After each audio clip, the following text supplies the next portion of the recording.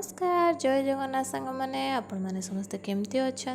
तो देखो आज मु आपण सहित सेयार करने को चाहूँगी पटल कुर्मार रेसिपी। तो यही वीडियो मु प्रथम अपलोड करी किंतु यार लॉन्ग वीडियोटा आनी नी पूरा प्रॉपर रेसिपी यही लॉन्ग वीडियो में आपण को बताया चाहूँगी। प्रथम पटल को एमती तेरछा करके काटी नहीं तार मंजी सब बाहर कर नहीं कहीं मंजी थे भल लगे